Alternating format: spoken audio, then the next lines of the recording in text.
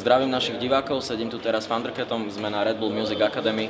Práve nám dal prednášku, kde spomínal jeho prácu aj s Flying Lotusom, aj na solovej tvorbe, aj s Kendrickom Lamarom, aj z Erika Badu. A ja sa ho teraz spýtam pár otázok, takže prebehneme do angličtiny. So, hi, how are you doing? Hey.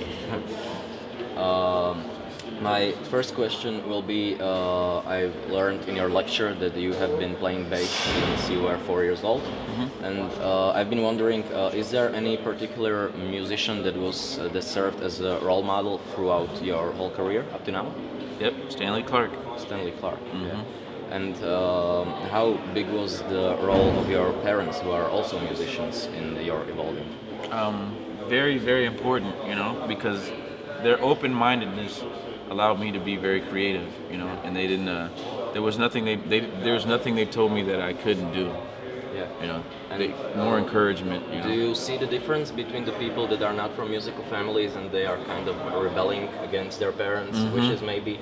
Is there a difference in their music and the style of work? Absolutely. You know, it's always directly affected. You know, it's like you know, sometimes that they're more intimidating. Mm-hmm. Because there's a lot of fire behind how they feel, you know. But at the same time, it's all part of a big sea of music, you know. And, you know, at the end of the day, you just find where you fit in sometimes, you know. Yeah, sure. And you are known also for your solo work, but also for your collaborating with other artists. Which one do you prefer more? Collaborating. Actually, no. I do prefer solo more. Because I would want people to see me for me as my own artist, you know. And you don't have to do compromises, right? Yeah, there's that, but then at the same time, I feel like the working with other people and it being a genuine collaboration as compared to me playing bass is one of those things that's like it also does show a very interesting side of things because you know, it's not easy just to always collaborate with everybody. Yeah, sure. You've mentioned during the lecture your work with Kendrick Lamar, and a lot of people, especially the people who are following our website, would be curious if you are working on his sophomore album, which is very highly expected in the hip-hop community. Yeah, definitely have been working on a lot of the new Kendrick stuff, you know. Yeah. Like, I'm sure people can hear it, like, with the things like you know, in the video where it's like in the intro, there's a song that I created with Austin Peralta, and it's bass solo at the end, you know. And I definitely had a bit of a role in the music, you know. Yeah, sure. And how do you feel about the way that particular song, it's like maybe a little bit revolutionary in a way that it is positive, without it being the positivism in hip hop is usually like flexing. Yeah. Yeah. So how do you feel about that he brought that into it? I feel like he's amazing for that, you know. I feel like he is in a class in a league of his own because he holds such a special place in hip hop, you know. Like, you know, even if it's always fleeting or it's like it's always changing, the fact that he can say how he feels and people will hear it and take it for worth more than just the turn up or the, you know, like you just said, flexing. It's like, you know, that can be part of it too, but a lot of the time it's more about, it's like I compare him to Gil Scott-Heron because it's like he's just his ability to convey a feeling and emotion through words is really intense, you know.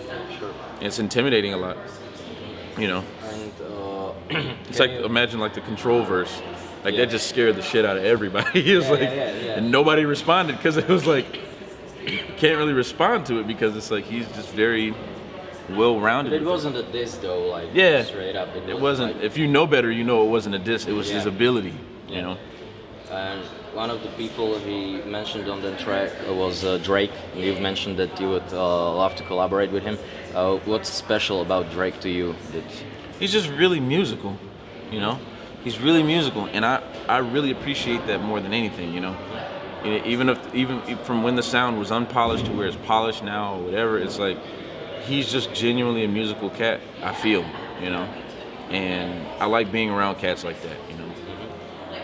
Well, it's easily noticed because you've been working with Kendrick, and your desire to work with Drake, it shows that you like to work with artists and rappers that are not ordinary. But do you think you would sometimes maybe want to go work with someone who is from the traditional, maybe gangster rap or something like that, and do you find that corny? I find it corny. Yeah. You know. So no Chief Keef or something like that. Well, that's I wouldn't call that gangster rap. That's just that's like the new modern age of rap. It's more like thug oriented. It's like it's like a personal, it's a personal thing. Yeah, I wouldn't mind working with the Travis Scott or working with Sure. That's love a Travis whole another level. Yeah, like Travis Scott and like you just mentioned, I love that a bit. It would just I would love it if it was in the right manner. Like one of my favorites is Lil B. Yeah. Like he's the most avant-garde rapper there is now. I always say that because it's like again, people that don't shy away from stuff. Like he'll write a song really quick too, just as quick as he'll rap. So it's like and not look at them separate. Like sure. I love Lil B, man. Like seriously, some of his songs are just so inspirational. Yeah, and he loves Kevin Durant. He loves Kevin Durant. Yeah, and I promised last question about Kendrick. Last year in America there was a lot of controversy going around with celebrities mentioning incidents, especially in Ferguson. Do you know what Kendrick said about Mike Brown? When he said the one thing where he said we gotta love ourselves first. And How do you feel about that? I feel that's part of it. That's a very big part of it because the truth is nobody would treat us like that if we didn't treat ourselves like that. Yeah. But a lot of people dissed him for it. Of course. Right? Because it's one of those things. It's like, when somebody shares something, their personal feelings about stuff, it's always going to be. It's almost like a knee jerk. It's always like something that's a jerking reaction. Yeah. And then everybody has a platform to say something. So it's like, it's not always going to come across the right way. But you have to be able to see through and see what he means a lot of the time. Because the truth is, the truth is, certain things have never changed racially, but at the same time, it's like it's one of those things where it's like it stems from different places, Yeah, sure. Because it's almost to say are you a nigga in your mind or are you a nigga out here? And that's what I feel like what he was conveying more. It's like because the truth is if someone calls you that or if somebody says that to you, that doesn't mean that's who you are. But the minute you call yourself that and that's how you talk about yourself and that's who you are, that's when it's a problem. Because at that point they don't have to say it to you. It's something that you're already perpetuating it. Yeah. So you don't like when the N-word is being tossed around among African Americans? I don't mind it. It's all about the intent of where it's coming from. So, about the context. Yeah, because the funny thing is it's like throughout history things are always, like some things are always like bad being turned into good, and it's like the truth is the fact that everybody uses that word, it's more, a lot of the time, because of hip-hop opening those barriers, it's like the context in which people use it, it's more of a term of endearment. It's like between brothers. It's like you feel comfortable calling your brother the N-word, like, and it's not saying your brother's black. It could be, that's how you talk to your friends, that's how you talk to your friends. But it turns into the old stuff, where it came from, that's when it's a problem. And I mean, it should be dealt with accordingly, Sure. And another maybe kind of a social question. You've mentioned drug use during the lecture. How do you think that transferred into your music? Well, I think it's the inevitable sometimes with people. At first, I didn't feel very comfortable with like people knowing certain things like that. Yeah. But at some point or other, people come to different points in their life where they experience things. Yeah. And the funny thing, ironically, even like writing the DMT song on Lotus's "Until the Quiet Comes" with Austin, that's kind of like that will always have a lasting impression because that's the only song that like Austin's gone now. Yeah. And that's his legacy. And I can't not be proud of that. Yeah. But I thought more of how do you think the fact that a lot of musicians, and you've mentioned it also, when they use drugs, do you think that alters their vision of music or something like that? Or do you think that's bullshit? I think it's bullshit. I think it's one of those things like you're already there. These things, it's almost like they're kind of like you open certain doors, but you're still the same person every time you do something that's you put yourself under the influence of anything. It will slightly change what you do, but it was already there to begin with.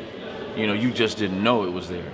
You know, so it's like I don't condone doing a bunch of drugs and writing music, because a lot of the time when you do a bunch of drugs and then try to write music, it comes out like shit. You know, because it's not to try to force your hand into something. I think that once you've done them and it influences what you do, that's a different story. But at the same time, it's like I feel like you could attain the same things if you push hard enough. You know? A lot of people don't push hard enough. The motivation for doing things it's rooted in different places. You know. Do you think they want to take a shortcut via drugs or something like that? Yeah, and I'm not to be so judgmental, because I've had my run and share of stuff that I've shared with everybody. But at the same time, it's like that didn't make me play how I play. You know, I always played like that. You know. Okay. You are working on Kendrick's album, you mentioned, and are you working on some solo stuff? Maybe do another album? Absolutely been working on more music. You know, I feel like it's a never-ending process. And is there a certain time frame when we will see your next solo project? I don't know. Hopefully, but I know it will definitely be another album coming out with Brain Feeder soon. Okay. So thank you for the interview. I've enjoyed it. To bol Thundercat pre Refresher.sk.